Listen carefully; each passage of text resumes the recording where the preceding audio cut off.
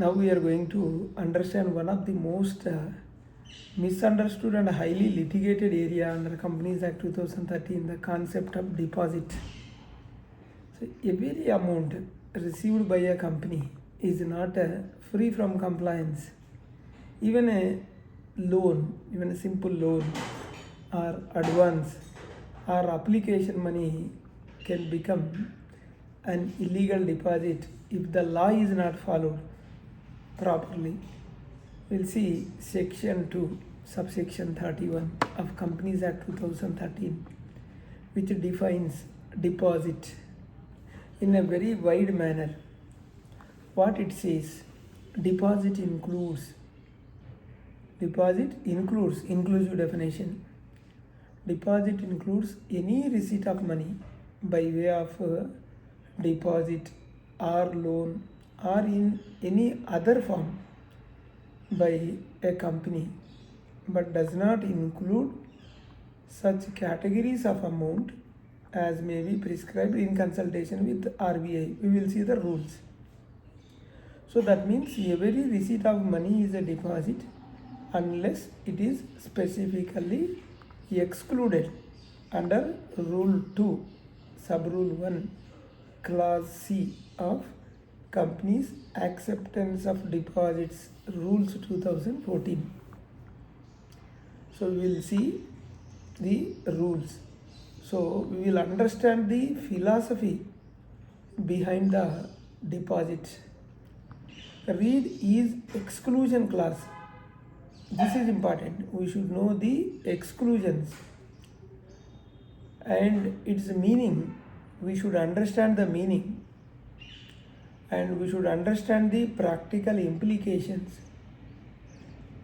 And I will also explain the common mistakes generally companies will do, and I will explain the compliance strategy for particularly for deposits.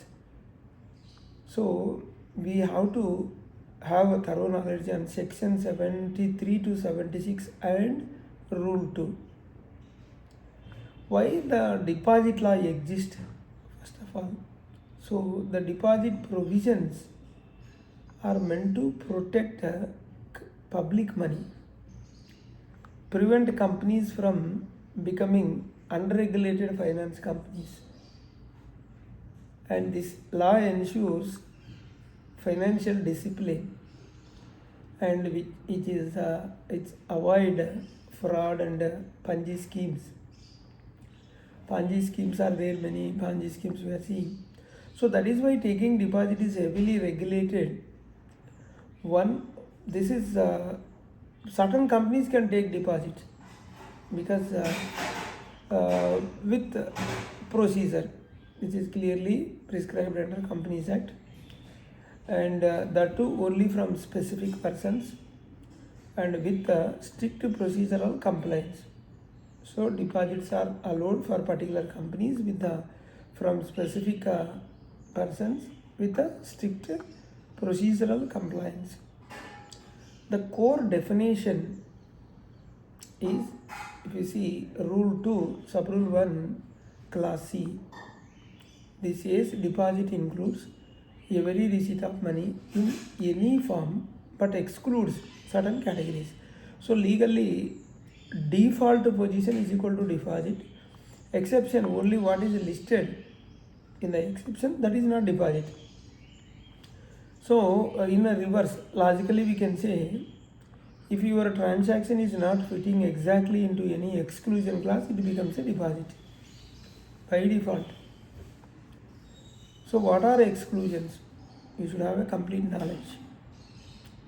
Government and statutory authorities, that is in Clause 1, amount received from central government, state government, local authorities, statutory authorities, these are excluded because they are sovereign or regulated entities. There is no investor protection risk. Example, subsidiary from state government, grant from municipal corporation, loan guaranteed by government, these are all not deposits. And if you see Clause 2, we are seeing exclusions. So foreign sources like money received from foreign government, foreign banks, or multilateral institutions, foreign collaborations, even from foreign citizens, NRIs, because these are all subject to FEMA compliance. So if FEMA is violated, then deposit exemption also collapse. So FEMA plus Companies Act must both be complied with. And if you see class 3 and class 4, money received from banks and financial institutions. So banks, SBI, cooperative banks, public financial institutions, insurance companies, scheduled banks. So these are all professional lenders. So money received from these is not deposit. Even exclusion class 5, commercial papers, RBI instruments, commercial papers, debentures or instruments issued under RBI guidelines are excluded. They are not deposits. Meaning capital market regulated instruments are not deposits. Then class 6, intercorporate loans. Any amount received from any another company, company to company, is not a deposit. This is why ICDs are allowed. Intercorporate deposits are allowed freely subject to section 186. Then class 7, that is share application money. This is very important because share application money is excluded only if allotment is done within 60 days. If not allotted, then refund within 15 days. If not refunded, then becomes deposit. This is the most dangerous class. We have to be very cautious about the share application money. Common violation: companies hold application money for years. This is illegal deposit. There is a special provision: amounts received before 1st April 2014 had to be regularized by 1st June 2015, because when new act came, this special provision is given. Adjustment to any other purpose is not a refund. We have to refund. Adjustments will not become a refund. And then another exclusion is class 7, money received from directors and relatives. So received from director, relative of director only for a private company. So the condition is declaration that money is from own funds. Director and relatives has to give the declaration, and that money is not borrowed, and that disclosure should be there in a board's report. If declaration is missing, then it becomes a deposit. So this is a major compliance failure in audits. So we have to be cautious.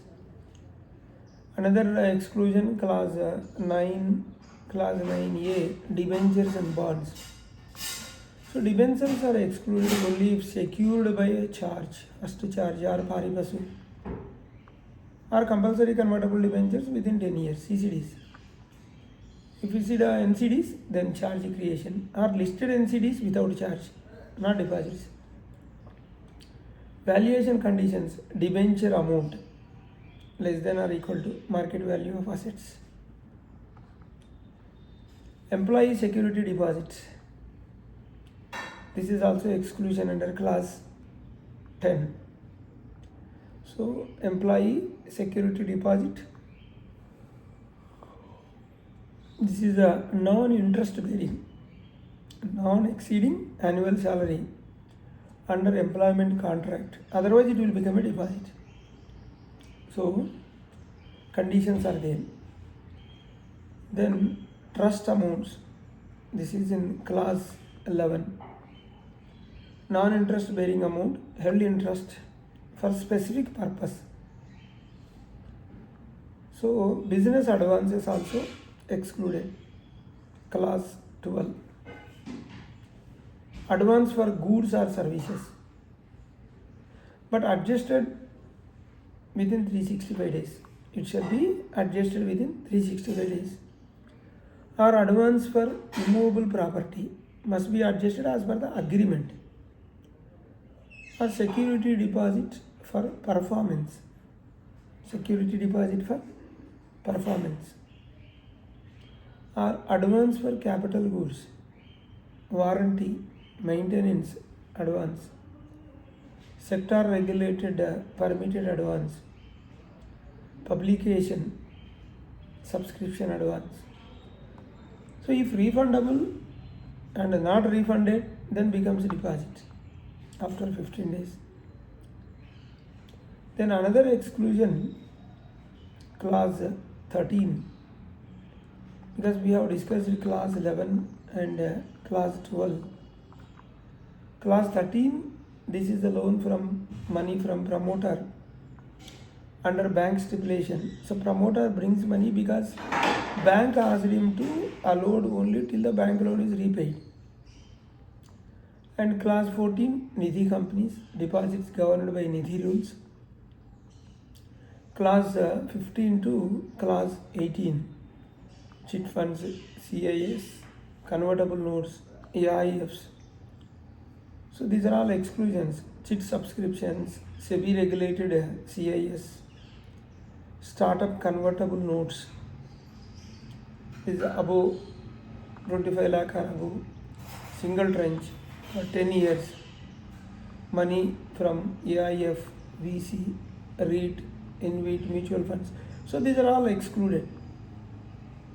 So any scheme promising money with returns, cash or kind, installments, guaranteed benefit is a deposit unless specifically excluded. So this kills Ponzi schemes, MLM schemes, investment plans disguised as advances. So depositor, member for section 73 and public for section 76. Certain companies are eligible. There are some turnover, net worth conditions that has to be taken care, and conditions are there. Special resolution required, ROC filing before invitation. So that has to be taken care. If at all company eligible and taking deposits under regulated compliance. So the strategy is always ask why money has given, why was money has given and who has given, under which exclusion clause it is given. Do documents support that clause? Or timelines are complied? Or disclosures are made? If there is no answer, then deposit. So deposits law is not about money. Actually, it is about documentation, intention, and timelines and transparency. So every wrong classification can result in deposit, result in penalty, refund orders, prosecution, disqualification of directors. So once you master rule 2, sub-rule 1, class C, you master section 73 to 76. So this single rule, rule 2, sub-rule 1C, decides whether your company is compliant or criminally liable. Hope you are clear. We have 2 channels, RR Corporates, other channel RR Legal Talks. Please do subscribe, hit the bell icon so that you will not miss my latest videos.